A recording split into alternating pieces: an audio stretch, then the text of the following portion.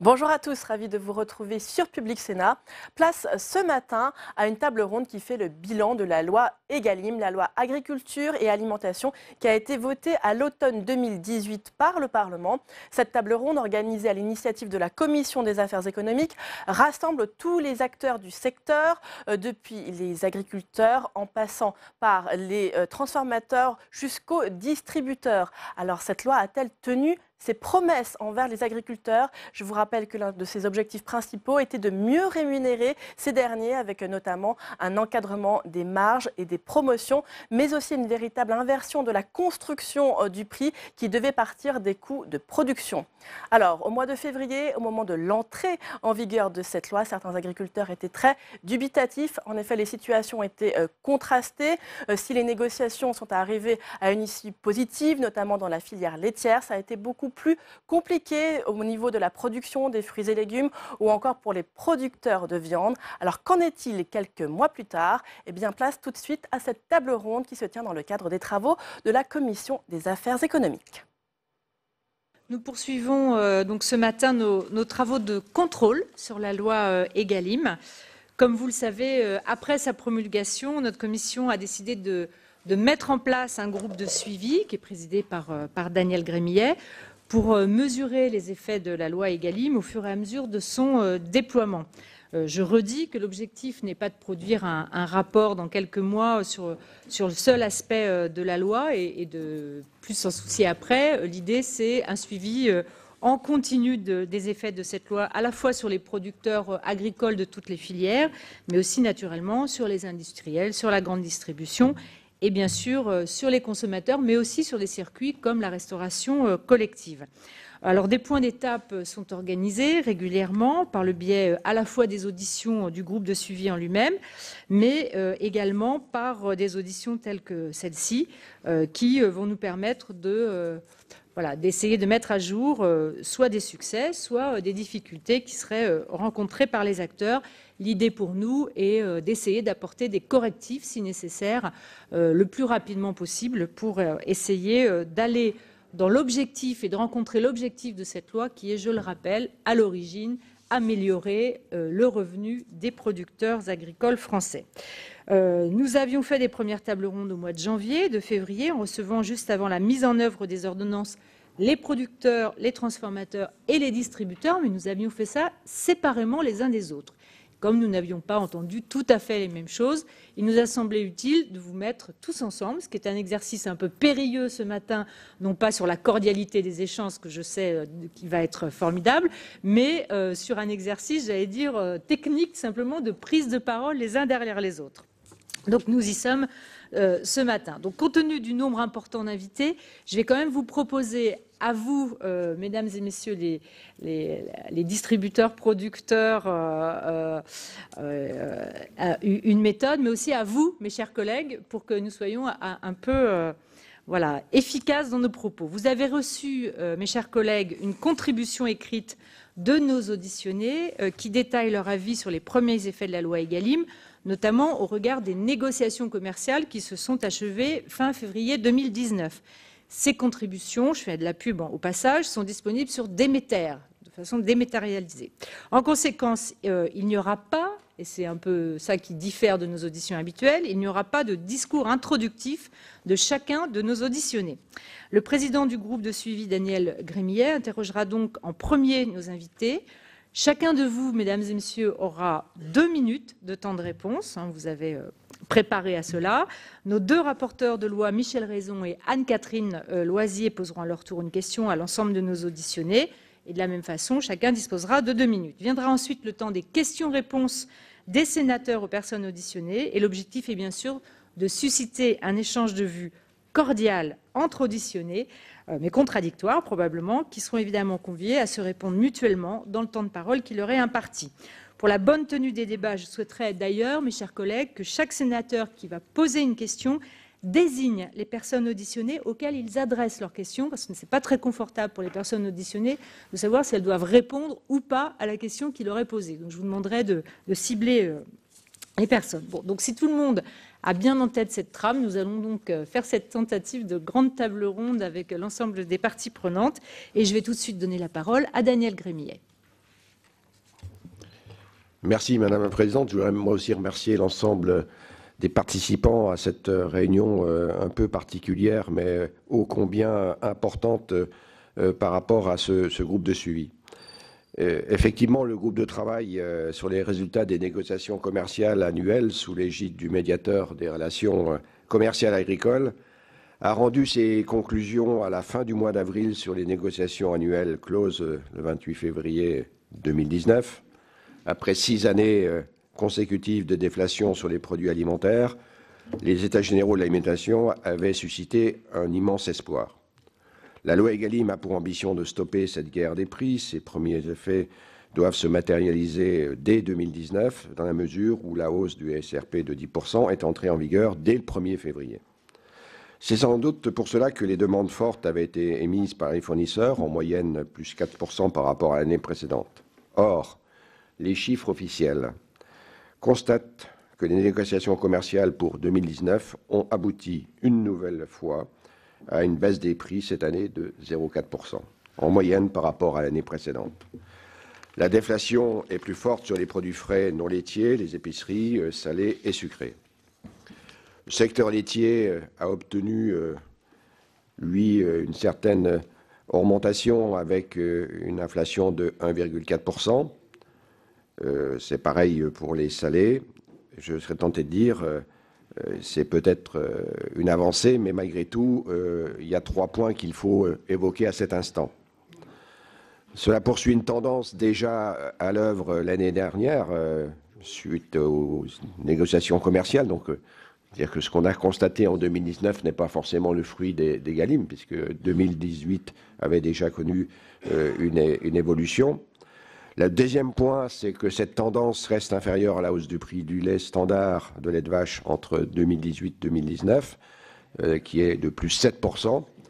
Et enfin, le troisième point, c'est que la négociation commerciale ne couvre qu'une partie étroite du spectre, puisqu'elle ne vise pas les produits sous marque de distributeur, ou encore, elle n'est pas prise en considération non plus tout le lait qui est exporté.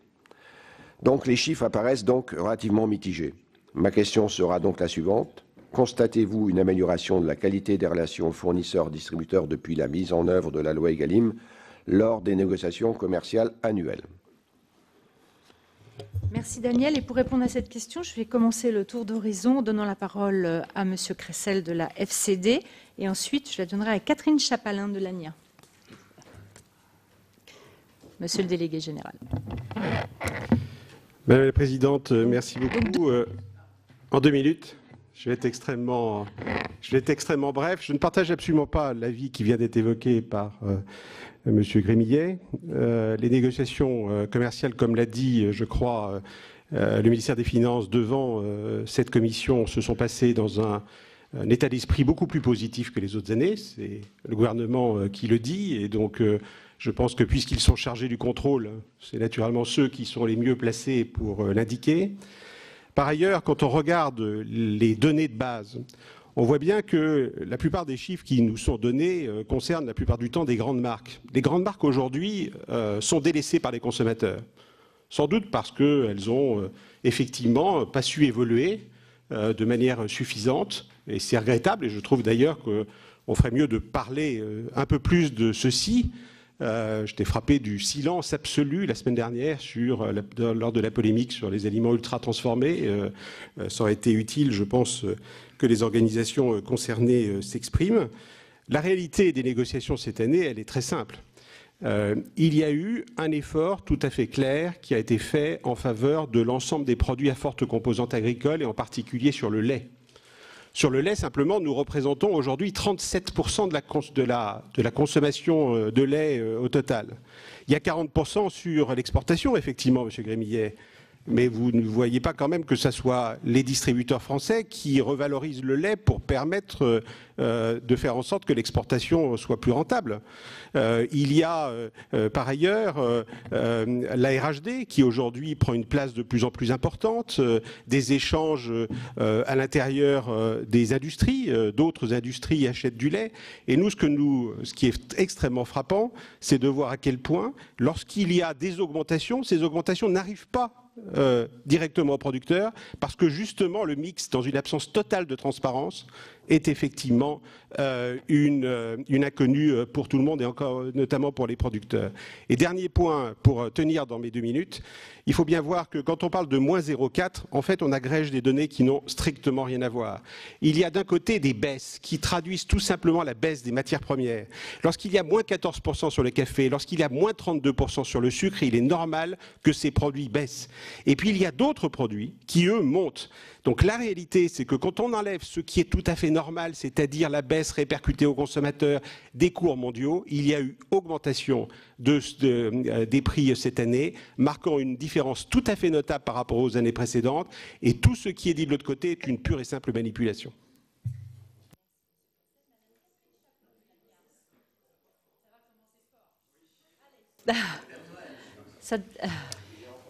Merci Madame la Présidente. Dans une loi comme dans toute loi, il y a d'abord l'esprit, il y a la lettre, il y a la réalité. L'esprit de la loi, on l'avait tous partagé il y a exactement 2 ans, quand tous les acteurs qui sont aujourd'hui autour de cette table ont fait un diagnostic partagé. Ce diagnostic partagé, c'était la nécessité de recréer de la valeur tous ensemble, et c'était aussi le constat que la déflation détruisait de la valeur. 5,5 milliards d'euros de détruits dans les filières agricoles et agroalimentaires depuis maintenant 6 ans. On était tous d'accord sur ce diagnostic. L'état d'esprit, c'est aussi les EGA. L'avantage des EGA, c'est qu'il y a eu ce dialogue ouvert, constructif, qui a été fait entre tous les acteurs, avec un engagement qui a été repris au plus haut niveau de l'État, qui était d'arrêter la guerre des prix. La responsabilité qui était demandée à tous, c'était d'arrêter la guerre des prix. Ensuite, il y a la lettre.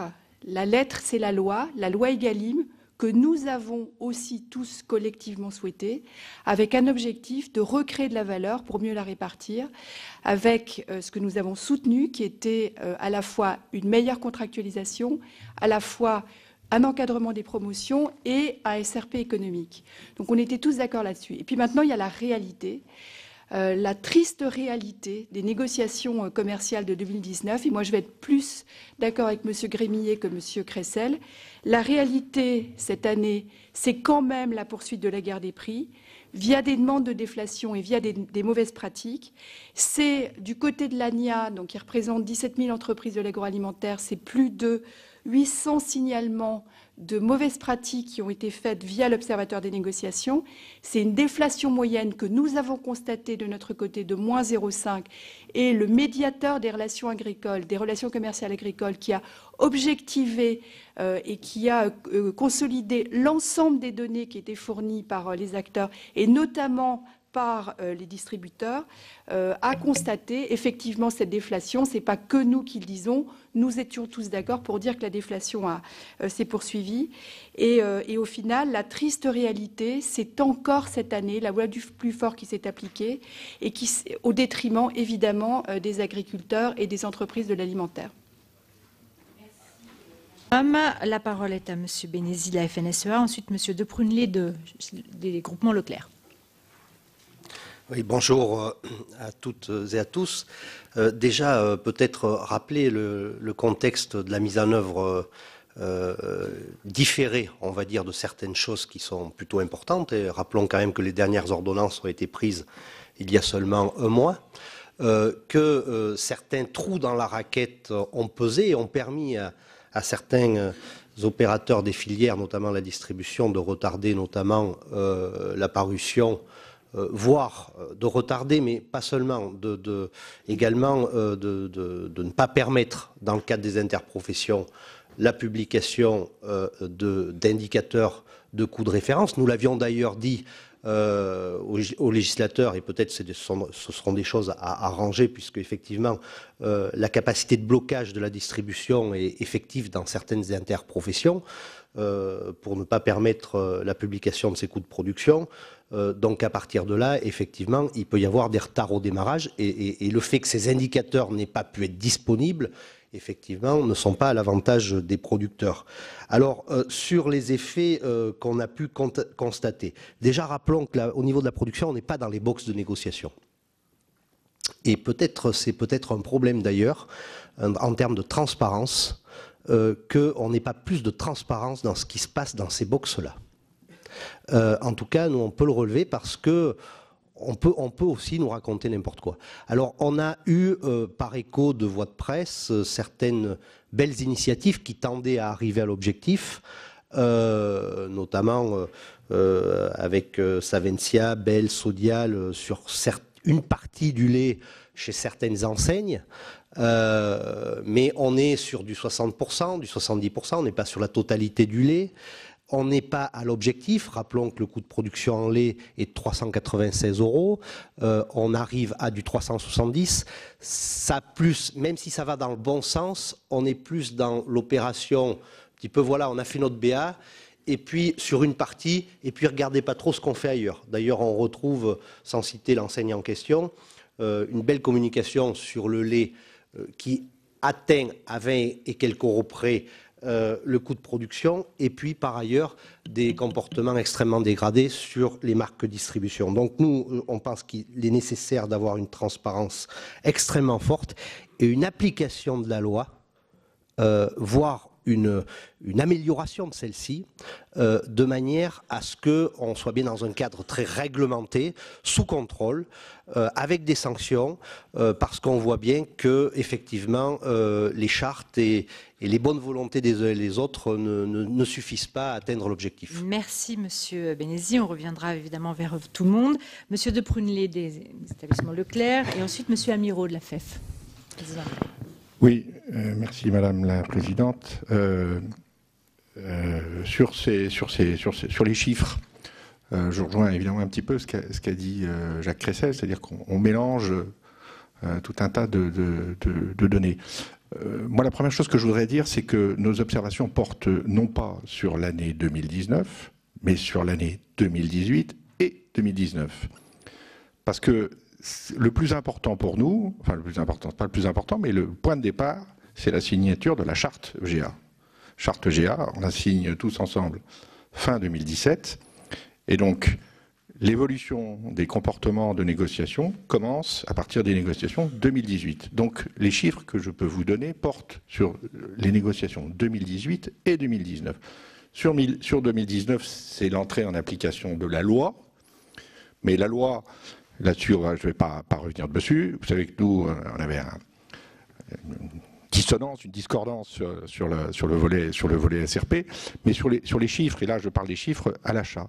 Nous, ce qu'on peut vous dire, c'est que sur les 2 années 2018 et 2019, et je parle exclusivement des producteurs agroalimentaires, l'inflation moyenne que nos acheteurs ont accordée, elle est de 4 points sur les marques internationales et de 8 points sur les marques propres. Donc on peut dire tout ce qu'on veut sur le climat des négociations. Moi, les chiffres que je peux vous donner à l'achat, c'est 4 points sur les marques internationales, 8 points sur les marques propres, et je parle bien exclusivement des produits agroalimentaires. Ce ne sont pas les mêmes chiffres pour les autres familles de produits, j'en conviens, mais ils n'étaient pas concernés par la loi EGA. Donc, après ça, on peut toujours discuter des chiffres, mais nous, ce sont des chiffres internes, qui sont les chiffres qui ont été négociés. Donc, à partir de là, je ne partage évidemment pas le constat qui est que ça se dégrade ou qu'il n'y a pas eu d'amélioration, parce que la réalité c'est celle-là, et en masse, en volume d'inflation sur ce qui a été accordé aux industriels, ça représente des sommes considérables. Ce qui est vrai, c'est qu'on nous remonte que ça ne redescend pas aux agriculteurs. Mais ça, c'est un problème qui nous échappe. Le ruissellement, on l'a suffisamment dit, le ruissellement, on ne sait toujours pas comment ça fonctionne. On peut vous dire un peu ce qu'il est advenu de ces marges supplémentaires, mais ce qui nous remonte, c'est que ça ne profite pas aux agriculteurs. Ça profite à d'autres, manifestement, mais pas aux agriculteurs. Donc, voilà, sur les chiffres, il fallait que ce soit clair. Merci, Monsieur de Prunelé. Monsieur Amirault pour la FEF, ensuite Madame Le Floch pour la coordination rurale. Merci, Madame la Présidente. Sans polémique, c'est vrai que l'ambiance entre nous est plutôt bonne. On trouve des solutions, on discute, même si c'est quelquefois de façon virile. Force est de constater quand même que la loi Egalim n'a pas atteint le but que nous attendions, nous, fournisseurs PME, c'était pouvoir passer nos tarifs. Il y a bien sûr le prix, l'évolution de moins 0,4% est une moyenne. Il y a certaines enseignes ont trouvé des solutions, d'autres pas, mais c'est quand même une moyenne. Et bien entendu, face à l'évolution de nos coûts, ça veut dire qu'on a dû prendre sur nos marges, et c'est au dépens, bien entendu, de l'emploi et des investissements dans l'avenir. Alors, nous sommes agroalimentaires, nous sommes fournisseurs PME de la grande distribution en alimentaire et non alimentaire. Mais oui, Michel, si tu veux poser une question, mais je confirme, oui, bien entendu. Non, mais tu prends le micro parce que sinon les autres t'entendent pas. Pour qu'on soit précis par rapport aux chiffres qu'on peut entendre d'un côté ou de l'autre, qu'on parle bien de la même chose, quoi. Si on met un moins 0,4 mais qu'on y met les produits non alimentaires, je souhaite qu'on puisse parler que des produits agroalimentaires pour qu'on se comprenne bien, quoi, parce qu'autrement on ne va pas y arriver, quoi. C'est bien alimentaire. Donc, il y a une dégradation alimentaire des prix net. Donc, je me limite bien à ce domaine-là, accompagnée d'une baisse des contreparties pour les PME, notamment en matière de gamme et d'accès aux millénaires. Donc, c'est une année, c'est pour nous une préoccupation, parce qu'on attendait vraiment une amélioration de la situation sur ce plan-là. Ce n'est pas le cas. Cela atteste que quand on aura négociabilité tarifaire, c'est-à-dire négociabilité du tarif, on n'arrivera pas. Il y aura des destructions de valeur et on n'arrivera pas à facturer le prix juste et de révaloriser in fine les revenus de l'amont agricole. Je crois qu'il va falloir qu'on traduise juridiquement, concrètement, ce que veut dire ruissellement. Ça ne veut rien dire du tout. Donc, la seule manière de pouvoir ruisseler, c'est de pouvoir passer son tarif pour qu'en contrepartie, on puisse effectivement payer nos coûts et améliorer les rémunérations. Nous croyons vraiment sincères les déclarations des directions générales des enseignes et de la FCD pour améliorer les relations commerciales. En revanche, cette volonté ne ruisselle pas, si je puis dire, ou pas encore, jusque dans les boxes de négociation dans lesquelles les comportements n'évoluent pas suffisamment vite pour qu'on puisse créer de la valeur ensemble. C'est malsain. Telle est vraiment notre première préoccupation principale. Rien n'a changé. Merci, Monsieur le Président. Madame Le Floch pour la coordination rurale et ensuite Monsieur Genetet d'Intermarché. Alors, bonjour à tous, Madame la Présidente, messieurs les rapporteurs. Alors, je n'ai pas préparé, donc ça sera une intervention spontanée pour faute de messagerie interne. Donc, par rapport à ces négociations, moi, ce que je voudrais dire, c'est que du point de vue des producteurs, les comptes n'y sont pas. On a surtout évoqué la production laitière. Monsieur Cressel, je crois, a parlé de 37% des volumes qui sont écoulés via la distribution. Alors, je recherchais dans l'OFPM qui a fait un très beau tableau, mais ce tableau qui reprend les chiffres de l'ESAN, traduit en pourcentage, nous révèle des chiffres un peu supérieurs, donc à voir comment les mettre en cohérence, tout comme ce tableau ramené en pourcentage ne nous montre pas des exportations en termes de produits laitiers de 40% comme il est souvent évoqué, mais plutôt de 22%, ce qui change tout. Si on a une valeur à l'export de 7 milliards d'euros pour 22% des volumes, on valorise très bien l'export, et si on n'est qu'à 40%, éventuellement, dans ce cas, on ne valorise pas très bien. Donc ça, c'est à éclaircir. Ce que j'ai pu observer dans l'Observatoire de la formation des prix et des marges, et je suis remontée jusqu'en 2001 pour comparer 2001 à 2018, c'est qu'on a un prix moyen payé par le consommateur, et là je ne parle que du lait cru, qui est 36% supérieur, ce qui va certainement avec l'inflation, donc on passe de 59 centimes à 77 centimes, 78 centimes en moyenne. La part de l'industrie de la transformation augmente de 68% entre les deux dates. La part de la revenant, là on est en marge brute, revenant à la distribution augmente de 100% quand la part revenant aux producteurs baisse de 12%. Donc malgré tous les efforts de négociation, le fait que nos OP aient proposé dès le mois de janvier et février des contrats cadres aux divers industriels, quelques-uns ont saisi le médiateur. Les négociations sont toujours en cours. Certains ne veulent pas accepter l'effet cascade, partir des coûts de production pour répertorier. Ces industriels préférant l'effet ruissellement. Donc on attend les négociations pour voir ce qu'on va écrire dans le contrat. Que dire d'autre? Peut-être sur le tour d'après, peut-être? Oui, comme là, vous avez épuisé votre temps, madame. Okay, merci. Merci beaucoup, madame Le Floch. Monsieur Genetet d'Intermarché. Ensuite, merci, monsieur chargé des COP. Voilà. Merci, madame la présidente. Donc, nous considérons qu'il y a vraiment un avant et après loi Egalim. On avait deux objectifs chez Intermarché. Suite à cette loi, c'est évidemment pas laisser passer cette occasion unique de faire bouger les lignes pour le monde agricole. Et puis, ne pas opposer la rémunération justement du monde agricole et le pouvoir d'achat. On a la conviction qu'on peut faire les deux, et c'est ce qu'on a essayé de faire. Donc ça s'est traduit comme on part, évidemment, des changements dans les postures de négociation, très très tôt des initiatives pour acheter plus cher. On a entendu le lait tout à l'heure. On a également pris des positions très claires pour le porc, très récemment. À ce stade, et ça ne concerne pas, on a beaucoup entendu parler sur le lait d'arbres qui cachent la forêt. À ce jour, sur la filière porcine, nous avons clôturé à la hausse des négociations sur 93% de notre chiffre d'affaires, donc ça se finalise. Donc ça, c'est le fruit d'une politique de discernement qui cible particulièrement les entreprises, les fournisseurs qui travaillent avec le monde agricole français et les PME d'un côté. De l'autre, avec les multinationales qui n'ont aucun lien avec le monde agricole français, forcément les négociations seront passées différemment et c'est une position que l'on assume pour défendre le pouvoir d'achat.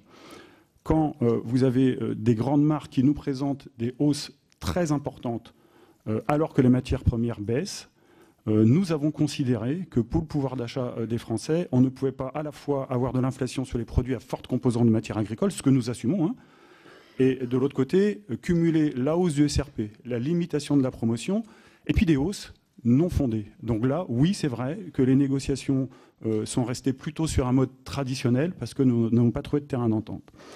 Et j'aimerais rajouter qu'à chaque fois que nous avons pu prendre des initiatives très très tôt, sur le lait, c'était dès le mois de décembre, on a essayé à travers ça de faire bouger les lignes. On a la conviction qu'on a réussi à le faire parce que si Intermarché a essayé de changer, on a aussi trouvé des partenaires fournisseurs qui ont vraiment voulu changer. Ça a été le cas sur la charcuterie, ça a été le cas sur le lait. On a vraiment vu une évolution avec une partie de ces fournisseurs. On a confiance aujourd'hui dans leur capacité à répercuter ça. On verra à la fin de l'année où on seront à la fois le prix du lait notamment. À ce stade, on reste confiant. Et d'autre côté, on a eu d'autres fournisseurs qui ne voulaient rien entendre, qui n'étaient pas du tout sur la même longueur d'onde, avec qui on a eu beaucoup de difficultés à trouver. Voilà. Donc une situation, en conclusion, dans notre sentiment, en nette amélioration, mais qui reste hétérogène. Voilà. Merci. Dominique Chargé des COP de France, ensuite Monsieur Panquio de l'IDEC. Merci Madame la Présidente, messieurs les rapporteurs. Bien. Moi, je voulais d'abord dire qu'en termes de comportement et de pratique, cette année, les choses ont été plus hétérogènes, c'est-à-dire que dans certaines situations, certaines enseignes, on a constaté de vraies volontés d'améliorer les choses sur le comportement et parfois aussi sur les pratiques. Je pense qu'il faut le souligner, ça a été dit et c'est la réalité. Donc ça, c'est sur la forme. Sur le fond, je suis désolé, il n'y a rien de changé et la guerre des prix a continué. Et moi, je constate que quand on n'est pas content de la température, on dit que le thermomètre n'est pas bon. Alors moi, je suis désolé, le thermomètre, il est objectif et il est arrivé à un constat, pour moi, sans appel, qui est de moins 0,4% en aggloméré, c'est sûr, de choses diverses et variées, mais qui reflètent la situation de la globalité de nos négociations cette année. Si j'exclus d'ailleurs le lait, sur lequel, objectivement, pour le lait de vache conventionnel, et sur la part représentée par la distribution française. Il n'y a effectivement pas de souci. On a une hausse qui est, elle, de 1,8. On aboutit globalement, si on l'exclut, à une négociation sur les autres catégories à moins 0,8. La réalité, c'est ça. Donc je pense qu'il faut quand même qu'on se dise les choses telles qu'elles sont. Moi, que chacun vienne avec son chiffre sur une situation particulière, on peut en parler. Moi, la globalité, c'est celle-là, et c'est effectivement ce que je constate, en ayant à peu près tout dit. Donc moi, ce que je dis ce que je constate et ce que j'en déduis, c'est que la fameuse théorie du ruissellement, elle a effectivement pas fonctionné. Elle n'a pas fonctionné parce que la source en a été détournée. Cette théorie du ruissellement fondée sur le fait qu'il y allait avoir un rééquilibrage des marges s'entend à deux niveaux. Le premier niveau, c'est que les surmarges faites sur les produits à forte présence de produits agricoles pour compenser les marges qui étaient à zéro, voire négatives sur d'autres produits qui sont des produits d'appel qui ne contiennent pas de matières premières agricoles françaises. Ce rééquilibrage, c'est peut-être fait, mais le contenu, les fameux 650 millions potentiels, ne sont pas allés à la destination qui était celle de revaloriser les prix à la production. Je termine juste pour dire, parce que, et on y viendra peut-être dans la deuxième partie, ils ont été utilisés à d'autres desseins, notamment faire pression aujourd'hui sur les prix sur les marques de distributeurs, ce qui effectivement contraint aujourd'hui les fournisseurs en produits à marque. On aura cette discussion. La parole est donc à M. Panquio de l'ILEC et en fait M. Giraud de la Confédération paysanne. Merci Madame la Présidente. Je pense que c'est bien que je ne sois pas intervenu après M. Cressel, parce que peut-être ça n'aurait pas été aussi cordial, effectivement. Si on parle de chiffres... Si on parle de chiffres, les nôtres, ils sont bien pires que ceux de l'Observatoire, hein, mais c'est probablement le reflet du discernement. C'est des points qui ont été évoqués. Nous, on est plutôt à moins 0,7, moins 0,8, quand l'Observatoire est à moins 0,4. Et on voit bien qu'il y a un traitement effectivement différencié entre des PME et des grandes entreprises. À la limite, c'est des choix, mais je pense qu'il faut juste le savoir. Là où j'ai un problème, c'est que quand on parle des grandes marques et quand on parle des multinationales qui n'ont pas de rapport avec l'amont agricole, moi, les gens que je représente, c'est plutôt des grandes marques. Il y a 150 000 agriculteurs qui sont concernés d'une façon directe ou indirecte par les négociations que mènent les gens que je représente. Donc je pense qu'il y a des liens de causalité qui n'en sont pas, et il y a des amalgames qu'il ne faut pas faire. Et au-delà de ce chiffre brut que je donne sur le résultat des négociations, je pense que le point qu'a fait Dominique Chargé ou M. Gentet avant, sur soit une forme d'hétérogénéité ou de discernement, je pense que c'est hyper important. En fait, aujourd'hui, ce qui nous pénalise, c'est de faire l'amalgame. Quand on dit qu'il n'y a pas de transparence, honnêtement, c'est du pipeau. C'est du pipeau. Il y a des moments où il n'y en a pas, il y a des moments où il y en a. C'est vrai côté industriel, c'est vrai côté distributeur. Moi, ce qui m'intéresse beaucoup aujourd'hui, c'est plus de réfléchir à ce qui s'est bien passé, là où ça s'est bien passé. Parce qu'effectivement, et M. Gentet a parfaitement raison, il y a eu des partenariats qui ont été trouvés, il y a eu des exemples productifs qui ont été trouvés, des exemples qui vont se traduire concrètement par des effets vertueux. Et je pense que c'est là-dessus qu'on devrait travailler, plutôt que de se renvoyer des chiffres à la tête sur lesquels on n'est toujours pas d'accord, même si le travail de l'Observatoire de la médiation agricole a au moins permis de commencer à objectiver un peu la situation. Merci beaucoup. Et enfin, M. Giraud de la Confédération paysanne. Merci Madame la Présidente. Tout d'abord, merci pour ces échanges, pour cette réunion. J'allais dire qu'il va peut-être arriver à nous apprendre des choses, parce qu'on parlait tout à l'heure, M. Benesi parlait tout à l'heure du fait qu'on n'est pas dans les boxes de négociation. Et c'est vrai que là, on entend des propos contradictoires. J'allais dire, je vous souhaite bien du courage, mesdames, messieurs les sénateurs et les sénatrices, pour avancer. Mais en tout cas, voilà, ça peut nous amener enfin peut-être un petit peu des éléments de compréhension. Nous, j'allais dire, on est parti de l'Observatoire des négociations commerciales qui nous fait apparaître une déflation. Donc nous forcément, on est resté sur ce constat-là, avec le seul constat que le secteur laitier lui connaît une inflation faible, mais une inflation. Après, nous, j'allais dire, on ne remet pas en cause cette inflation-là, mais juste on essaie de la lire au contexte de l'allier, au contexte mondial et européen. Plus de stock de poudre de lait, sécheresse dans une partie de l'Europe, donc moins de production.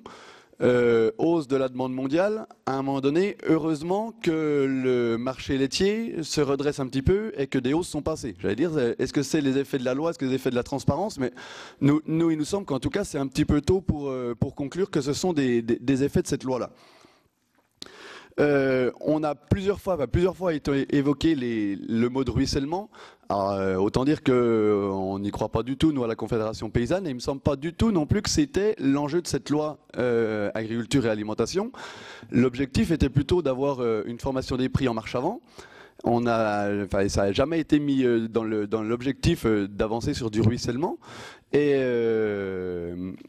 si on voulait avancer sur une formation des prix en marche avant, il faudrait effectivement avoir une meilleure mise en place et une meilleure transparence dans les différentes négociations, qu'elles soient entre producteurs et transformateurs ou entre transformateurs et distributeurs. Et c'est là où nous, on relève le fait que le gros échec de ces négociations et de ces discussions, c'est le manque de transparence qui ne nous permet pas d'avoir une meilleure connaissance de cette répartition de valeur ajoutée. On le voit encore aujourd'hui avec les différents échanges plutôt contradictoires. Et c'est clair que pour nous, la transparence, c'est pas mettre à nu les uns et les autres, mais c'est vraiment permettre un travail sur la connaissance, sur une meilleure connaissance de la répartition de valeur ajoutée. Et juste pour finir, il y a eu l'Observatoire de la formation des prix et des marges qui a fait ses conclusions ces jours derniers. Monsieur Chalmin nous expliquait ne pas pouvoir livrer une vision globale de la rentabilité des produits laitiers en France. Alors c'est quand même quelque chose d'un petit peu compliqué. Si lui n'y arrive pas, ça veut bien dire qu'il y a un bug quelque part. Et lui nous disait encore que c'est la faute à, je cite, un faible enthousiasme des intéressés. Donc voilà, si on en est encore là aujourd'hui, il me semble qu'on est quasiment au début des États généraux. Merci beaucoup. Bon, il y a une hétérogénéité attendue, évidemment, des réponses. Mais je trouve qu'il y a quand même quelques points communs malgré tout. On va avancer. Michel Raison, vous posez la deuxième question. Merci, Madame la Présidente, et à mon tour de poser deux questions. Je souhaiterais rebondir simplement sur deux petits bouts de propos de façon positive. Celui de M. Panquio, qui dit surtout attention aux amalgames et de ne pas généraliser. Si on veut en effet travailler sérieusement, et qu'on veut travailler que sur des moyennes, on n'y arrivera pas. Je connaissais un représentant européen qui disait couramment les moyennes, c'est comme le bikini, ça cache l'essentiel, et donc on ne peut pas en tirer grand-chose. Et la deuxième remarque sur laquelle je souhaiterais rebondir... La deuxième remarque sur laquelle je souhaiterais rebondir, c'est celle de M. Giraud, qui nous dit aussi, attention, lorsqu'on analyse des résultats de négociations, de prix, de cours, il faut qu'on arrive à déterminer aussi si c'est lié à un cours national, international, ou si c'est lié à la loi Egalim. C'est aussi notre travail. C'est une remarque extrêmement importante. Et j'en viens d'ailleurs, moi j'ai deux questions qui porteront une sur la façon de renégocier. Et le porc peut être d'ailleurs concerné par ce sujet. Et donc, si on regarde le cours du porc au cadran breton, il était relativement bas tout au long de l'année 2018 et il a servi de base aux négociations commerciales. Donc, lorsque, par exemple, Intermarché nous dit oui, mais vous avez vu, grâce à la loi Egalim, on a suivi et on a remonté le prix du... Non, c'est pas la loi Egalim non plus. Là, c'est simplement que le cours du porc explose chez le producteur, et tant mieux pour le producteur, parce qu'il était tellement bas qu'ils étaient tous en train de crever. Et donc, il est remonté de 20%, tout simplement parce que parfois le malheur des uns fait le bonheur des autres, et que la peste porcine fait qu'on manque de porc dans le monde, en particulier dans les pays asiatiques. La Chine a perdu énormément, quand on sait qu'ils sont, je crois, pas loin de 50% des porcs, donc forcément. Sauf que les renégociations sont très difficiles. Et c'est lié, c'est la même chose pour tous les produits finis dont la matière première intervient énormément. Donc on a des produits comme les pâtes, des produits comme la charcuterie, où on sait que la matière première intervient énormément dans le prix final. Donc ma question est simple, est-ce que la loi Egalim permet de mieux prendre en compte les évolutions des cours des matières premières et de faciliter la renégociation? C'est une question. Et je rappelle aussi, pendant que je pose cette question-là, que notre rôle ici, On n'est pas en train de faire un comité de suivi pour faire le procès de qui que ce soit ou de quelque loi que ce soit. On fait notre boulot de parlementaire. Et lorsque des parlementaires votent un texte, que ce soit sur la santé, que ce soit sur la sécurité ou que ce soit sur un sujet économique, notre boulot, c'est de suivre les effets de la loi. Et on le voit bien, c'est pas simple. Parce que si les effets sont positifs, on se réjouit, mais quelle que soit la loi, elle a toujours des effets pervers et elle peut toujours avoir des effets négatifs. Et notre boulot, c'est de le corriger. C'est pour ça qu'on fait ça aussi. C'est pas pour embêter qui que ce soit ou condamner qui que ce soit ou faire de la politique politicienne. Deuxième sujet. Merci. J'ai un deuxième sujet. Dans les résultats des négociations commerciales, on constate également des différences selon les tailles d'entreprise. Et on l'a un peu vu dans les débats, certaines inquiétudes nous ont été remontées sur le traitement des PME. La secrétaire d'État, Madame Pannier-Runacher, disait que c'était plutôt mieux traité avec finalement une inflation pour leurs produits. Et certaines remontées nous ont fait état de chiffres très inquiétants sur les PME, en particulier tout ce qui concerne les MDD. Et je vais donc relativement raccourcir mon propos parce que j'ai fait quelques préliminaires un peu longs. Et donc, ma question elle est simple. Est-ce que la loi Egalim a les mêmes effets sur l'ensemble des acteurs? Je reviens au fameux sujet des moyennes. Sur l'ensemble des acteurs, et qu'en est-il pour les MDD? Les MDD, c'est très important, et les PME, puisque ces négociations-là également pour les produits frais, on n'est pas forcément sur des négociations annuelles. Donc est-ce que la loi Egalim offre un cadre suffisamment souple pour répondre à la diversité des produits alimentaires? Parce que le commerce, il a besoin de souplesse, mais il a aussi besoin de morale, et la loi ne peut pas régler ni la souplesse ni la morale, donc d'où ma question. Merci Michel. Donc on reprend le même ordre. Monsieur Cressel, monsieur le secrétaire, délégué général. Merci Madame la Présidente. C'est de plus en plus difficile de répondre en 2 minutes. Sur les renégociations, je pense que l'essentiel existait déjà dans les lois précédentes, et donc il n'y a pas de changement majeur dans la loi Egalim. Sur le port, vous savez sans doute que c'est nous-mêmes qui avons annoncé, et à la suite de contacts que j'avais eus avec l'interprofession, notamment la réouverture des négociations. C'est une décision qui a été prise de manière collective, dans le respect naturellement du droit de la concurrence. Ceci s'est fait immédiatement et des accords, comme cela a été dit tout à l'heure, ont déjà été signés. Un certain nombre d'accords ont d'ailleurs été signés sur les marques de distributeurs, en avance par rapport aux marques nationales, ce qui est important à souligner. Sur le reste, on sait que c'est un sujet compliqué parce que, comme vous l'avez dit, on est face à un bouleversement total du marché mondial. Le cours aujourd'hui est aux environs d'1,50 alors qu'il était aux environs d'1,15. En Allemagne, on est au-dessus. Il y a une stabilisation depuis plusieurs semaines qui change un peu la donne. Et donc le sujet, c'est aussi celui de l'anticipation. Et donc on voit bien que face à une situation extrêmement évolutive dans laquelle il peut y avoir jusqu'à la moitié du cheptel mondial qui peut disparaître, on voit bien que les renégociations sont complexes. Mais celles-ci sont en cours et vont déboucher très rapidement dans l'ensemble des enseignes. Et au contraire, ça montre bien, je trouve, que le système fonctionne dans des cas de ce type-là. Et encore une fois, c'est nous qui avons pris l'initiative, comme je le rappelle d'ailleurs au passage, c'est nous qui avons pris l'initiative de la création de l'Observatoire des négociations commerciales, je dis ça au passage. Sur le deuxième sujet, différence selon les tailles, malheureusement, on n'a pas tous les éléments dans ce domaine parce que nous avons un petit problème de transparence qui était évoqué tout à l'heure par notre collègue. Si nous avions une transparence totale sur l'ensemble des secteurs, et notamment du côté industriel, ce serait effectivement beaucoup plus simple. Ce qui est certain, c'est que quand on regarde l'évolution du marché est extrêmement favorable depuis quelques années aux PME. Et les PME, je le rappelle, ont fait 88% de la croissance en hypermarché et en supermarché sur l'année 2018. Et donc il est normal que ce qui se vend mieux et ce qui est attendu par le consommateur et des négociations qui se passent mieux que les grandes marques qui, elles, vont moins bien.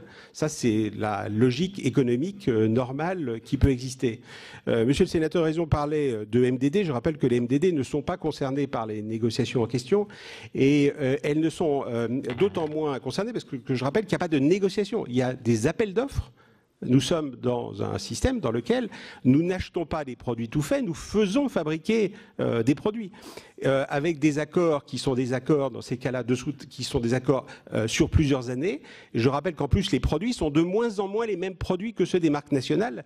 Et au contraire, sont de plus en plus des produits qui sont des produits premium. Donc, de ce côté-là, on ne peut comparer les choses. Merci beaucoup. Madame Catherine Chapalin, de l'ANIA.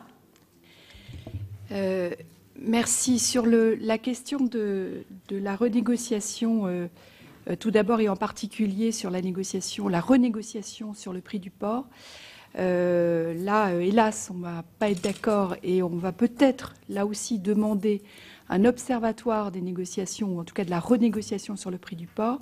Je viens d'avoir les informations, là, en direct de la FICT, qui nous annonce de façon extrêmement claire que 74% des entreprises sont encore en renégociation. Il n'y a que 7% des entreprises à ce stade qui ont vu leur hausse de tarifs acceptée. Et on pourra, de façon tout à fait transparente, vous donner le résultat complet de ce sondage, enseigne par enseigne. Et la réalité est loin d'être positive sur cette question de renégociation. Et pour les MDD, pour la situation de la renégociation des MDD, la situation est encore pire que pour les marques nationales. C'est-à-dire que les MDD arrivent encore moins à passer ces hausses qui sont pourtant absolument indispensables vu la flambée du cours du porc. Alors maintenant, la question c'est est-ce que c'est uniquement la loi qui peut permettre cette renégociation? Les outils existent peu ou prou, ils peuvent sans doute être améliorés à la marge.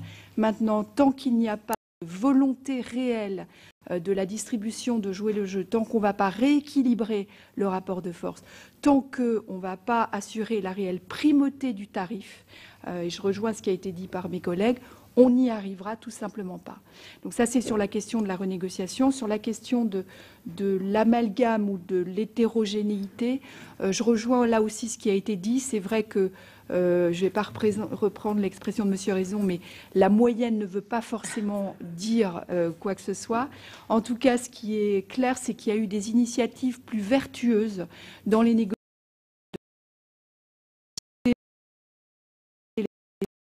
Qui a fait un effort de dialogue et de une volonté de débloquer des situations de tension. On peut faire dans la formalisation cette année. Et la formalisation, c'est important parce qu'il y a un objectif de transparence qui est opéré. Merci. Merci beaucoup. On prendra des paroles après. Monsieur Bénézy, la FNSEA. Oui, par rapport aux questions qui ont été posées. Tout d'abord, au niveau de la renégociation, la loi a permis quelques avancées pour réduire les délais, pas autant que ce que l'on aurait souhaité, en tout cas au cours de sa rédaction. C'est peut-être un point aussi qui peut relever des volontés d'améliorer la réglementation. Nous avions demandé à ce que les délais soient plus courts, que les juges puissent être saisis en référé de manière beaucoup plus rapide. Mais malgré tout, les délais ont quand même été mis en place. Et là, ça relève aussi le fait que certains indicateurs doivent être mis enfin, c'est l'exemple du porc, on sait que le porc fluctue. À un moment donné, négocier sur des bases de prix où les indicateurs de prix de marché, notamment sur des produits comme le porc, ne sont pas pris en compte dans les contrats, relève quand même de dangers extrêmement élevés.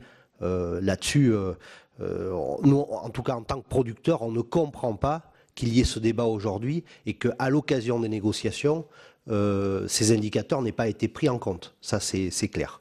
Et là aussi, nous souhaiterions avoir une transparence beaucoup plus forte. Et cet observatoire, d'ailleurs, des négociations commerciales doit rentrer dans le détail, à notre avis, beaucoup plus profondément que sur des moyennes par rapport à ces sujets. Ça nous éclairerait fortement, produit par produit.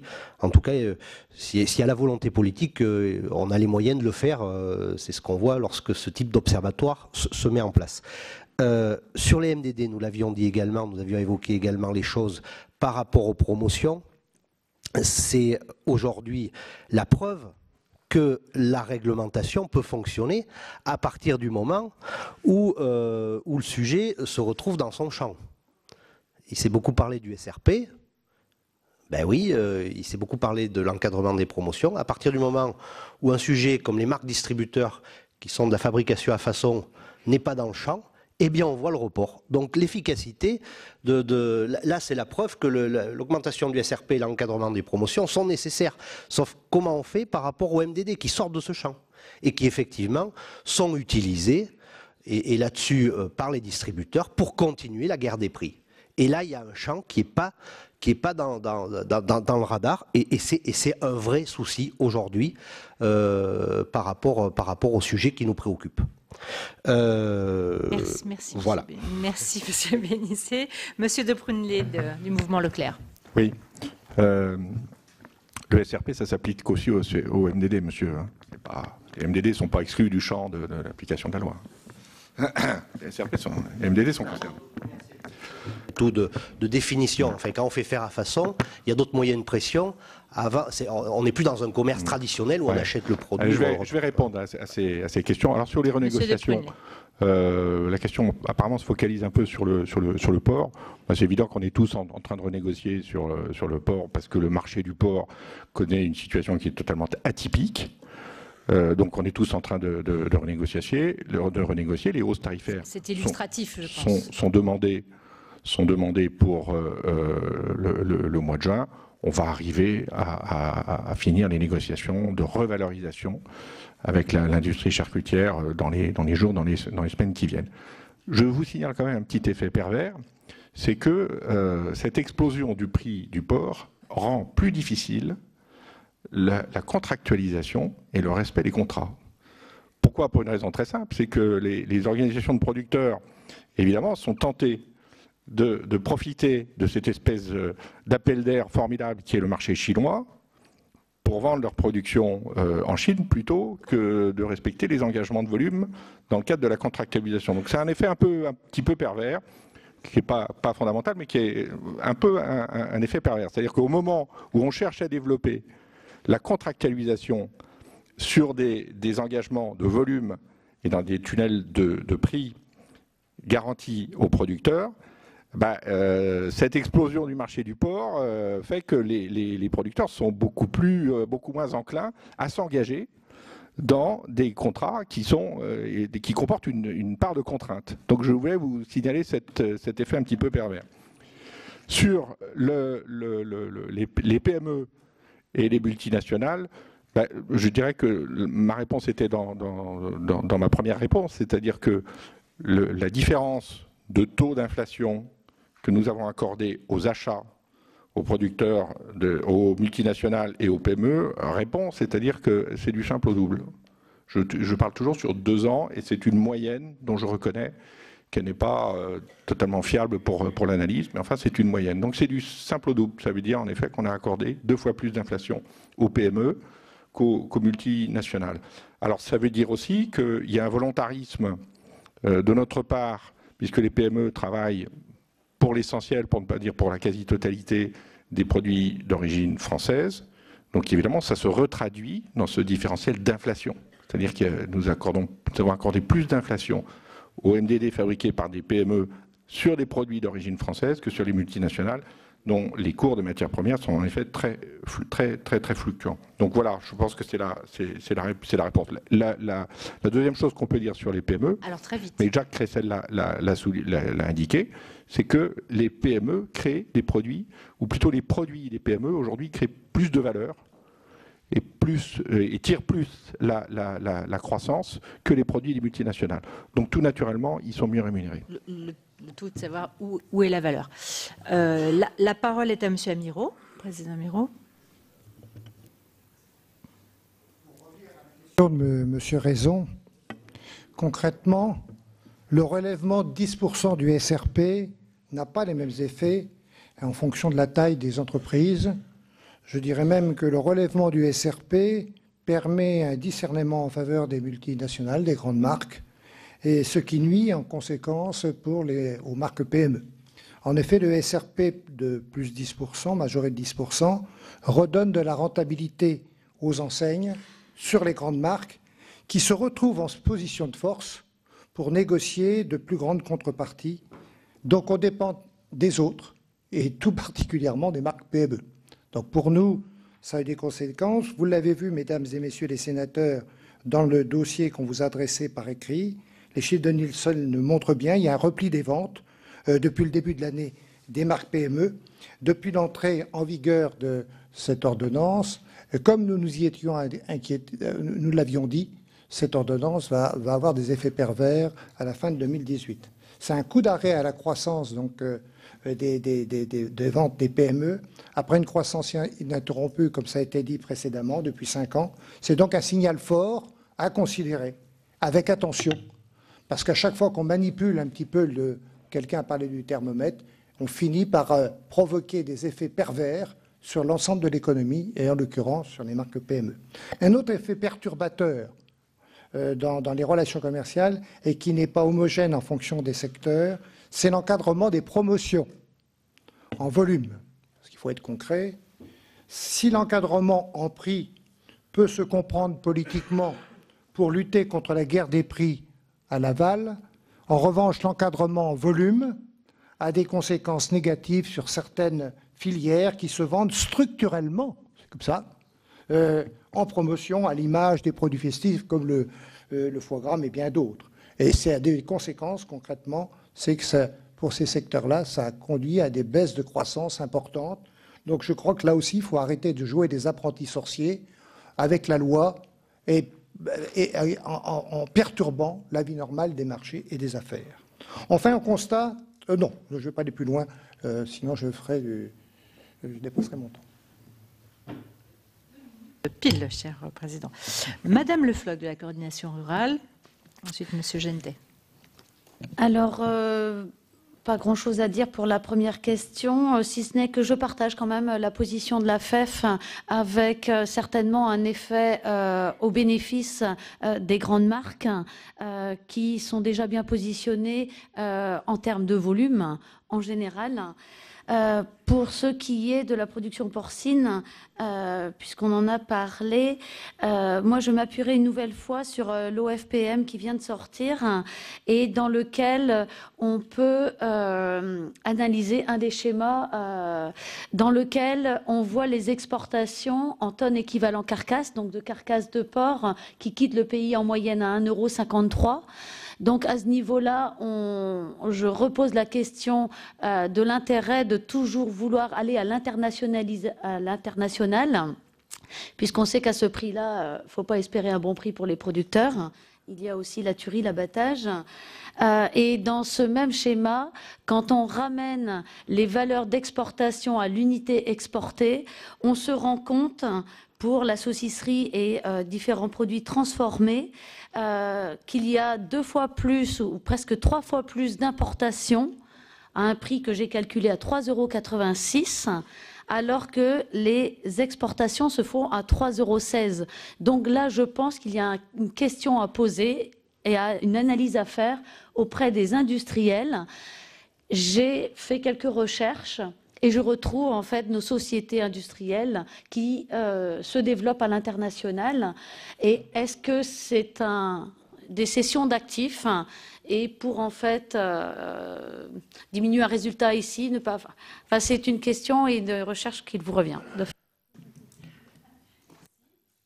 Pardon, merci Monsieur Gentet d'Intermarché. Ensuite Dominique Chargé. Merci Madame la Présidente. Alors vous avez raison Monsieur le Sénateur, techniquement c'est pas la loi Egalim sur l'exemple du porc que je donnais qui nous amène à raisonner ici, je parlais plus de la responsabilité et de l'état d'esprit des États généraux. C'est-à-dire de prendre des initiatives très tôt et d'en parler, certains diront pour faire de la publicité, même si c'est pas très une bonne publicité que de dire nous allons acheter plus cher parce que le consommateur pense qu'on va vendre plus cher. Donc évidemment, je ne valide pas cet objectif de publicité, mais l'objectif est de générer un mouvement global sur le marché pour aller vite. Donc c'est ça en tout cas qui je pense, a changé depuis cette loi. Donc si on reprend cet exemple du porc, on confirme les chiffres et il n'y a pas de différence entre la marque nationale et la MDD puisque nous en sommes absolument au même point, c'est-à-dire on a quasiment finalisé ces négociations-là. En ce qui concerne les différences entre les PME et les multinationales, donc je confirme, oui, il y a bien, c'est une approche assumée d'Intermarché, il y a bien une différence. À la fois avec les entreprises multinationales ou PME d'ailleurs qui ont un lien avec le monde agricole Et puis d'autre part, les multinationales qui n'ont aucun lien avec le monde agricole. Donc oui, il y a bien des différences de traitement, on le voit. Ce n'était pas votre question, mais je le souligne et je valide complètement les propos de Dominique Amirault. On voit dans nos volumes un risque, à terme, avec certains effets pervers de la loi, sur les volumes et les parts de marché des PME dans nos linéaires. Enfin, d'une manière générale, je constate aucune différence de traitement entre les marques nationales et les MDD. Et ça je le confirme, il y a bien une approche hétérogène, c'est plus lié aux intervenants, à l'interprétation, à l'état d'esprit qu'ils peuvent faire des états généraux. Et oui, il y a des différences, et oui, il y a encore des différences de point de vue et des échanges dans les box où nous ne sommes pas alignés, mais c'est plus lié aux intervenants qu'à des catégories de produits, qu'au statut de marque nationale ou de MDD pour lequel, alors c'est peut-être lié à notre statut un petit peu particulier de producteurs et commerçants, peut-être, mais en tout cas à ce stade, on ne voit pas de différence à ce niveau-là. Merci.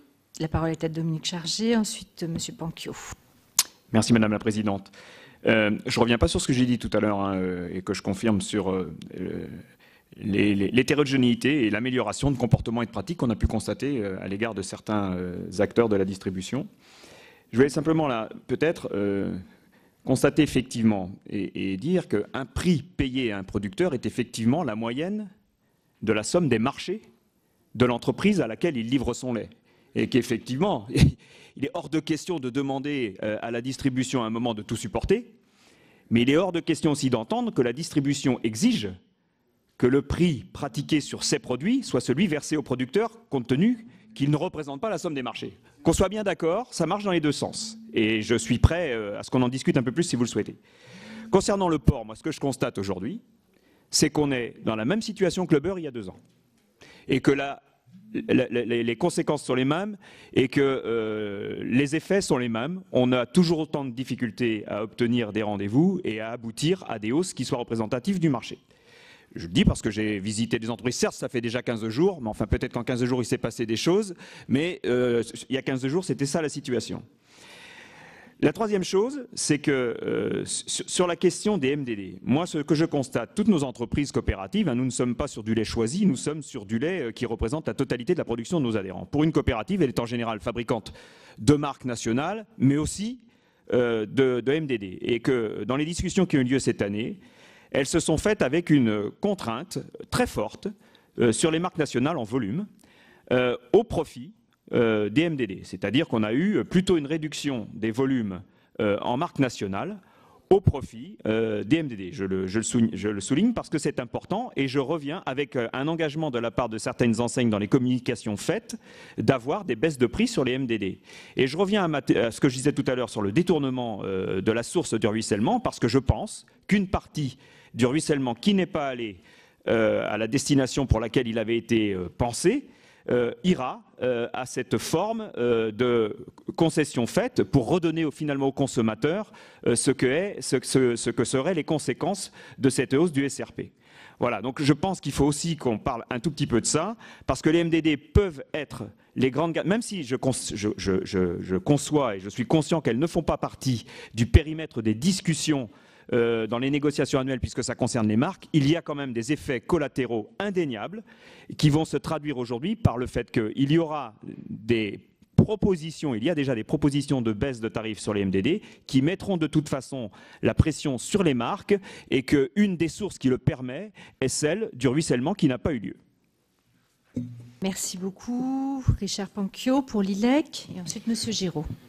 Il me semblait qu'effectivement les questions de la mise en place des textes faisaient partie des questions à venir, et je pense que celle du SRP, de la majoration effective du SRP, et des péréquations effectives ou pas entre marque nationale et MDD est vraiment une question majeure et qui va d'ailleurs évoluer dans les mois qui viennent et qu'il faudra suivre. Par rapport aux questions de Monsieur Raison, en fait, Jacques Cressel l'a dit, en fait, les textes étaient déjà en place pour permettre la renégociation en cours d'année, donc je ne pense pas que les textes Egalim aient changé fondamentalement les choses. En fait, ce qui fait la différence, et c'est une spécificité française, et ça je le dis vraiment très clairement, c'est que en France, on a du mal, et M. Chalmin le dit régulièrement, on a du mal à adapter en fait les prix, à refléter en fait les évolutions de prix de marché dans les négociations.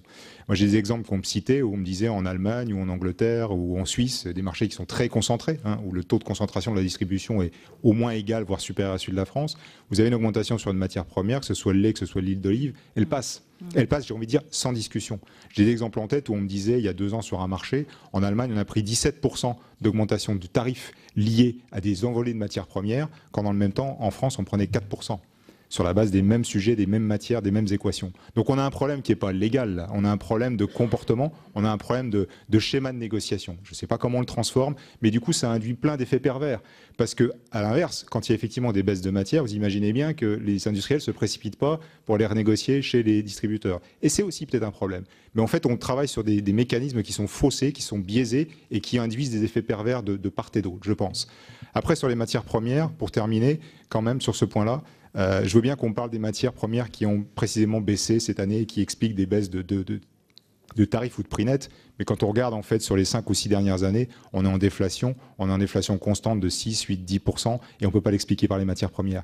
Donc il y a un moment où il ne faut pas se focaliser sur ce qui s'est passé à un moment donné, il faut quand même regarder dans une perspective plus générale. Sur les différences de critères, différences de taille, moi je remercie monsieur Prunellet parce que entendre les chiffres que vous citez, monsieur, c'est courageux, c'est assumé. Et en fait, la discrimination qui dit plus 8 pour les PME et plus 4 pour les grandes marques, j'achète. J'ai pas trop de problème par rapport à ça. J'ai un problème quand c'est moins 2 d'un côté et 0 de l'autre, ou moins 4 d'un côté et moins 1 de l'autre. Alors là, le problème que j'ai, c'est que les chiffres que vous citez, monsieur, j'ai du mal à les réconcilier avec les miens, mais ça, c'est vraiment un sujet dont j'aimerais parler, si c'est possible, en off. Mais encore une fois, le discernement pratiqué dans ces conditions-là, je pense qu'il peut être vertueux, il est productif pour tout le monde, quoi. Voilà. Merci. Et monsieur Giraud. Merci. Sur la question concernant la renégociation, j'allais dire en préambule, il me semble que déjà si on repartait, je vais repartir un petit peu de ma prise de parole de tout à l'heure, si on sortait de l'idée du ruissellement et qu'on allait vers une formation du prix en marche avant, je ne vais pas dire que la renégociation serait moins urgente, mais en tout cas si on arrivait à avoir des prix, si on prend l'exemple du porc, couvrant les coûts de production, en tout cas établis à partir des coûts de production des éleveurs et des éleveuses, l'enjeu de la renégociation serait moins urgent dans le contexte pour les paysannes et les paysans. De la même manière que et l'exemple du porc est le bon, que le fait, même si ça rentre pas exactement dans nos discussions d'aujourd'hui, mais le fait d'avoir une dérégulation totale des marchés et une volatilité des prix sur le marché du porc, comme on le voit bien, participe à cette destruction de valeur et à ce besoin de renégocier souvent et rapidement. Sur les MDD, j'allais dire, on n'a pas forcément beaucoup, encore une fois, d'éléments concrets pour pouvoir répondre à ça. Nous, juste, c'est quelque chose qui nous interroge et sur laquelle on verrait bien avancer des éléments de contrat tripartite en chaîne, comme ça avait été soulevé dans les débats des États généraux de l'alimentation, avec encore une fois, formation du prix à partir des coûts de production des éleveurs et des éleveuses. Et juste pour éclairer un petit peu l'hétérogénéité et les différences qu'on peut avoir, les différences de traitement qu'ils peuvent avoir dans différents secteurs, je vais repartir sur l'exemple du lait où a priori ça se passe bien, mais on voit, si on prend l'exemple du lait sans OGM dans la formation du prix au sein de l'interprofession, on n'arrive pas à avancer au sein de l'interprofession sur un coût de production couvrant la hausse de coûts de production nécessaires à la fabrication, enfin en tout cas à la production de ce lait sans OGM. Donc ça prouve bien l'inefficacité de ce fonctionnement-là en tout cas. Et le deuxième exemple qui est toujours sur le lait, où on explique que ça se passe bien, mais une coopérative qui rachète un producteur privé dans les monts du Forez, secteur de montagne, et qui cherche à imposer une baisse de 40 € des 1000 litres à ses producteurs, sachant qu'ils sont sur des marchés porteurs de fabrication de fromage. Et ça, c'est des faits qui sont concrets et qui se sont passés en plein débat des États généraux. Très bien. Dernier tour après la question d'Anne-Catherine Loisier. Si, Madame la Présidente, moi je voulais également remercier l'ensemble des participants de se livrer à cet exercice éclairant de débat direct. Donc on l'a beaucoup dit, dans la théorie, le SRP plus 10 devrait redescendre en cascade vers les agriculteurs. Depuis la mise en œuvre de ce SRP, nous observons donc les différentes pratiques commerciales, notamment dans les grandes surfaces. Et nous avons eu dernièrement un exemple qui nous interroge, c'est celui des producteurs français de fraises, de la variété Gariguette. Donc certains distributeurs utilisent chaque année ces fraises pour en faire bien évidemment un produit d'appel quand l'été approche. Ils les vendent donc alors au seuil de revente à perte, à savoir en moyenne 1,99 € la barquette. En tout cas, ça devrait être la logique. Avec la revalorisation du seuil de revente à perte de 10%, ces mêmes barquettes auraient dû se retrouver cette année à 2,19 € la barquette. Il s'avérerait que certains auraient maintenu le prix de vente au consommateur à 1,99 € la barquette, comme l'année précédente donc.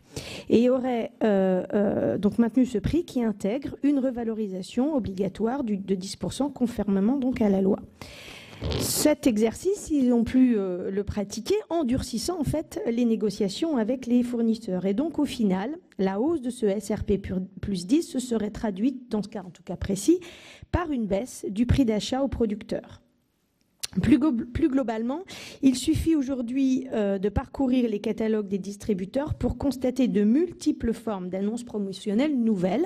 Cela a été évoqué. D'une part, les prix sont annoncés en baisse pour les produits sous MDD. Certains d'entre eux allant d'ailleurs jusqu'à des baisses de prix sur près de 5000 références MDD en 2019. Et d'autre part, les remises sont attribuées sur les cartes de fidélité pour des produits de grandes marques, le plus souvent avec un montant de 10%, ce qui rappelle tout de même étrangement le niveau de revalorisation du SRP. Nous nous interrogeons donc sur la nature de ces nouvelles pratiques commerciales. Correspondent-elles bien à l'esprit et à la lettre de la loi Egalim ? La question est donc directe. Compte tenu de ces nouvelles pratiques commerciales, la hausse du SRP bénéficie-t-elle aux producteurs comme prévu par la loi ? Et peut-être pour coller à l'avancée des débats, puisqu'on nous parle d'hétérogénéité, peut-on et comment l'orienter, cette hétérogénéité, de manière vertueuse dans l'esprit donc de cette loi Egalim ? Et ça pose naturellement le problème des nouvelles formes de promotion et des formes détournées ou pas, mais en tout cas nouvelles formes de promotion. Monsieur Cressel, c'est vous qui démarrez. Merci Madame la Présidente. Sur les 3 ou 4 questions que j'ai notées, le premier sujet sur les fraises est un sujet bien connu, qui est d'ailleurs un sujet de prix psychologique qui se pose chaque année, qu'il y ait SRP ou pas.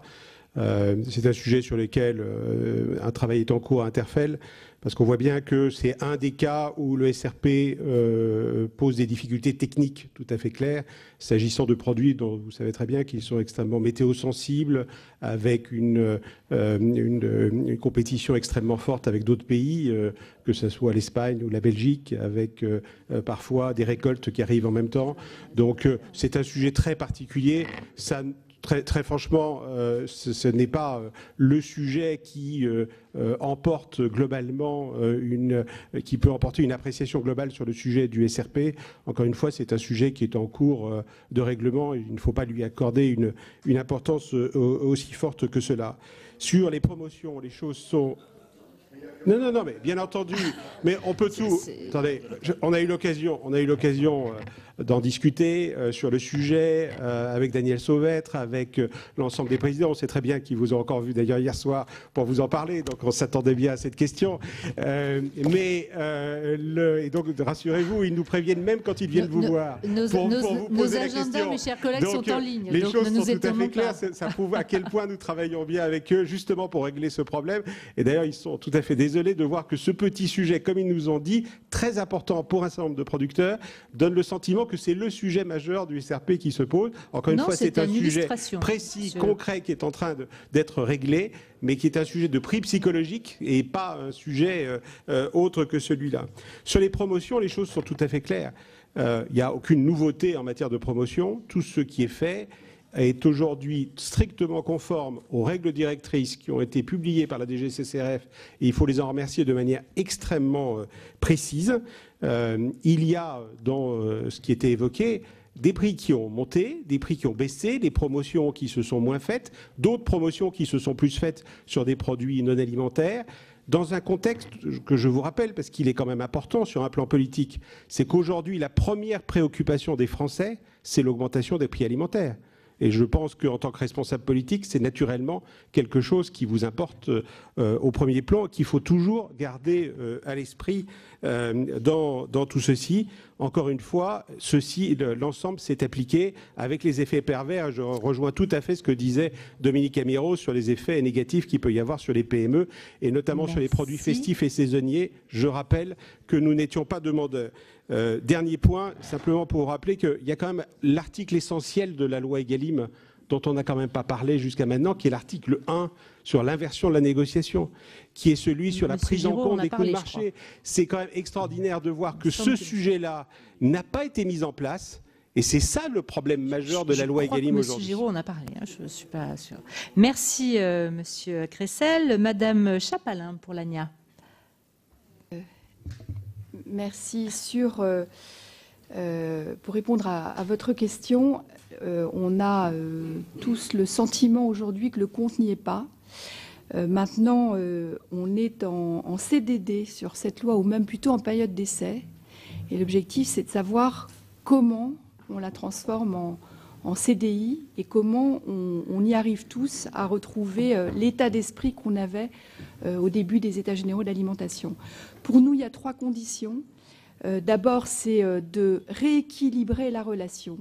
On est encore loin du compte. Comment imposer la confiance et comment imposer le respect? Pour nous, ça passe par le respect du tarif du fournisseur. Je crois que ça a été dit plusieurs fois autour de la table. Lorsqu'on est tous d'accord là-dessus, c'est le nerf de la guerre. C'est là où il faut porter nos efforts.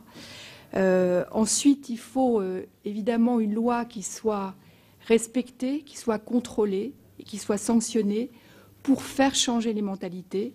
Il faut que les pratiques vertueuses, et il y a des pratiques vertueuses de la part de la distribution, soient plus récompensées que les pratiques qui ne sont pas vertueuses. Ce n'est pas le cas aujourd'hui.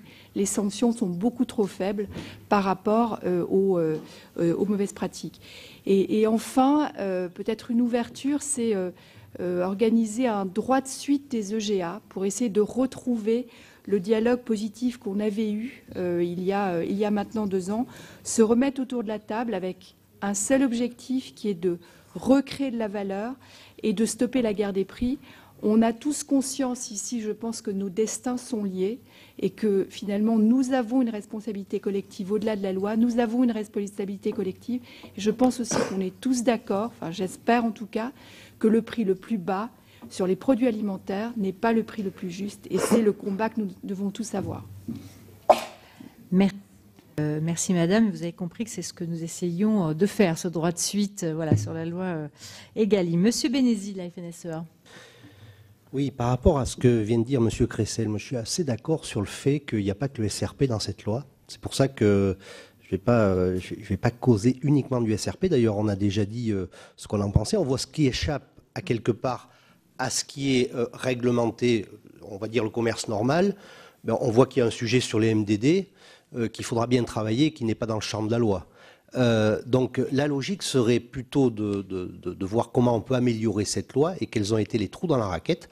Et un des premiers, et d'ailleurs vous illustrez de pas très bonne manière dans les interprofessions, notamment sur le premier sujet, qui est la validation des indicateurs de coûts de production, parce que c'est bien de là où les choses doivent commencer. Et là, je vous rejoins, c'est la formation du prix, c'est effectivement par le début, parce qu'effectivement, on a tendance à se contenter de peu lorsqu'il y a des initiatives qui font que sur la partie achetée et pas la partie exportée, sur le lait, on est à 370 alors que le coût de production est à 396. Sur seulement une partie du lait, oui, c'est de la pub, c'est surtout de la pub lorsque parallèlement à cela, 250 références en marque distribution sont mis en publicité en disant venez les acheter chez nous, c'est moins cher, on baisse les tarifs sur 250 MDD. C'est la même enseigne qui le fait. Je ne vais pas la citer pour mettre personne mal à l'aise, puisqu'on pourrait avoir... Je pense qu'on la repérait. On pourrait avoir des exemples pour les uns ou les autres. Donc oui, il y a eu, par les effets des EGA, la volonté des enseignes de dire « attendez, on fait un effort », mais sauf que les choses ne se passent pas exactement comme ça, et tant qu'il y a une BA sur une chose, eh bien, les choses se passent un petit peu moins bien sur le reste. Donc, il y a malheureusement un effet, une volonté des acteurs, et notamment de la distribution, de contourner ce qui a été mis en place. Donc, ça suppose que les autorités publiques doivent revenir sur ce qui a été peut-être un petit peu oublié dans ces lois. On a parlé des indicateurs coûts de production. On ne peut pas laisser les interprofessions plantées au milieu du gué lorsque une de ces composantes bloque un indicateur. Il y a peut-être des choses à améliorer sur les aspects renégociation. Nous, on voit surtout les choses en disant c'est pas bon. Enfin, est-ce qu'elle est bonne cette loi ou pas bonne? Non. S'il y a des choses qui n'ont pas été jusqu'au bout, il faut les améliorer, il faut aller au bout, et il faut servir de cette expérience pour aller au bout, parce que les producteurs, de toute façon, ne peuvent pas attendre. Et puis, aussi, quand même, entre parenthèses, il faut que la puissance publique fasse appliquer déjà les parties de loi qui sont nécessaires. Je rappelle qu'il y a des ordonnances prix abusivement bas, il y a des choses qui sont déjà actées, et il y a des contournements qui sont déjà sanctionnables. Tout le monde ne respecte pas les règles qui ont été établies. Merci, Monsieur Bénézy. Monsieur de Prunelé, pour le mouvement Leclerc. Oui. En quelques mots, si vous le voulez bien, je ne vais pas revenir sur le problème de la promotion sur les fraises, parce que pour une fois que nous ne sommes pas désignés comme le mauvais élève, je trouve ça plutôt réconfortant. Donc je vais en profiter pour ne pas en parler. Un petit regret quand même, c'est que les consommateurs ne soient pas représentés dans notre assemblée, sauf à considérer que c'est nous qui les représentons. Mais voilà, c'est quand même l'essentiel, parce que au bout de tout ça, il y a quand même des consommateurs. Donc ils ont peut-être quand même leur mot à dire aussi sur les conséquences de la loi Egalim. Peut-être que ce serait intéressant de les entendre. Merci de votre sur la baisse sur les MDD, je rappelle simplement, puisque nous sommes, je crois, les premiers à l'avoir annoncé, et nous le revendiquons, nous l'assumons. Elle porte sur 4500 références, mais elle est hors produits agricoles. La baisse que nous assumons sur les MDD est hors produits agricoles. Donc je tenais à le rappeler. Alors, puisque j'ai commencé ma première intervention à citer des chiffres, je vais vous donner quelques chiffres que j'ai tirés d'une simulation. Tout à l'heure, quelqu'un a dit, grosso modo, on estime que le SRP plus 10, ça rapporte à la grande distribution 650 millions. Voilà. La FNSEA, je crois, parlait de 600. Donc moi, je suis parti sur 600. Et donc, à partir de notre part de marché, j'ai calculé ce que nous étions censés absorber comme marge supplémentaire. Sur le ruissellement, les estimations que je peux vous donner, c'est que 70% de cette marge supplémentaire a été redistribuée aux industriels et aux transformateurs de l'agroalimentaire sous forme d'inflation. C'est ce que j'évoquais tout à l'heure. On considère qu'environ 20% a été redistribué aux consommateurs sous forme de baisse des prix des MDD non alimentaires, et ces baisses de prix sont financées sur notre marge, et j'insiste bien, sont financées sur notre marge des MDD et non pas sur le résultat de renégociation avec les fabricants. J'insiste bien. Et enfin, 12% de ce ruissellement va à l'État sous forme de TVA. Donc l'État n'est pas oublié. il touche 12% grosso modo de TVA, donc il est aussi un des bénéficiaires du ruissellement. Enfin, juste une dernière observation. J'ai entendu 2-3 fois parler de la primauté des tarifs en disant en fait il faudrait revenir à la non-négociabilité des tarifs. Ça s'appelait la loi Galland. Je ne sais pas si autrefois vous vous souvenez de la loi Galland. C'est quand même la période où les prix en France étaient les plus élevés de toute l'Europe, de plus de 10%. C'est la période des marges arrière. Moi, je ne sais pas si on souhaite revenir à la loi Galland. En tout cas, nous ferons tout pour éviter de revenir à cette loi néfaste. Merci, Monsieur de Prunier. Monsieur Amirault, pour la FEF. Je ne vais pas revenir sur ce que je viens de dire sur le SRP et l'encadrement des promos en volume, qui ont des effets pervers. Je ne reviens pas là-dessus. Nous avons reçu des PME d'ailleurs, ici au Sénat. Voilà. D'accord. Alors, concernant l'encadrement des promotions, plusieurs fournisseurs PME nous ont alertés sur le fait que les seuils promotionnels, vous savez, les 25-34% prix-valeur, à ne pas dépasser, sont devenus progressivement la norme.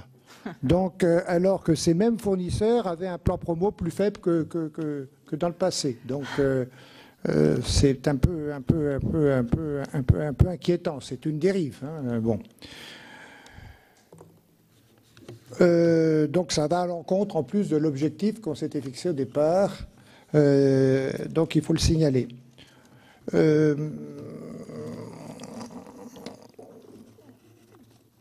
Bon. En conclusion, moi je pense qu'il y a beaucoup de réglementations, il y en a sans doute trop.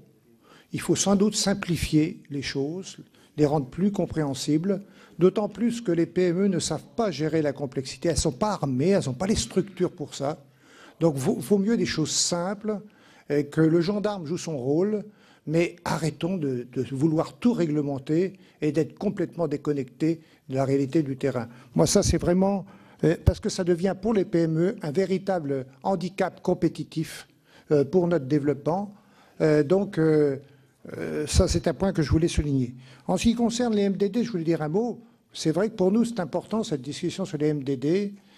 Pour les enseignes, il y a deux manières de se différencier. Il y a les marques PME et il y a les MDD, dont 80% sont fabriqués par des PME.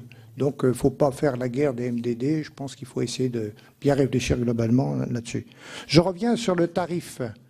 Je fais une distinction entre le tarif qui correspond à tous les coûts que nous devons supporter en matière de fabrication, de transformation, de commercialisation, d'innovation, enfin bon, tous les coûts. Et la création de valeur par l'innovation, etc. Et ça, c'est pas négociable. C'est notre positionnement stratégique. Il faut bien qu'on puisse répercuter, comme je disais, ces coûts. Si on veut en contrepartie, il faut qu'on puisse les facturer. Si en contrepartie, on veut pouvoir améliorer la rémunération, notamment des acteurs de la filière. Il n'y a pas que les agriculteurs, il y en a d'autres. C'est donc pour pouvoir passer l'amélioration des rémunérations, il faut qu'on puisse passer nos tarifs. Ça, c'est pas négociable, c'est notre positionnement stratégique. Un Veuve Clicquot ne se vend pas le même prix qu'un champagne, un vulgaire champagne. Si on les met tous au même niveau, comme si on était tous des clones, il n'y a plus de différenciation possible. Donc le tarif fait partie du mécanisme de création de valeur. Donc c'est un point important. Derrière ça, une fois que vous, distributeurs, vous avez référencé ou pas accepté de référencer la marque, si vous l'avez référencé, il faut se donner les moyens que le courant d'affaires entre nous puisse se développer. Et ça, ce qui est négociable, c'est les conditions de vente. Ne faisons pas la confusion entre les deux. Et c'est la différence entre le tarif et les conditions de vente donne le prix convenu. Mais il y a une confusion constante depuis la LME et il n'est pas question de revenir à la loi Galland. Ça sera encore obscurcir le débat de façon inutile. Merci beaucoup. Voilà pour cette table ronde consacrée à un bilan de la loi Egalim, cette loi agriculture et alimentation qui a été adoptée par le Parlement à l'automne 2018 et qui était source de grandes promesses pour les agriculteurs pour mieux rémunérer ces derniers. Je vous rappelle que le Sénat, au niveau des questions agricoles et après la crise notamment de l'agriculture, a toujours été très présent sur ce sujet, a toujours cherché à rassembler tous les acteurs autour de la table, les agriculteurs, les transformateurs, les distributeurs. Et il continue dans le cadre de bilan de cette loi Egalim autour des travaux de la Commission des affaires économiques. Vous pouvez toujours voir et revoir toutes les auditions sur notre site publicsénat.fr. Très bonne journée sur les chaînes parlementaires.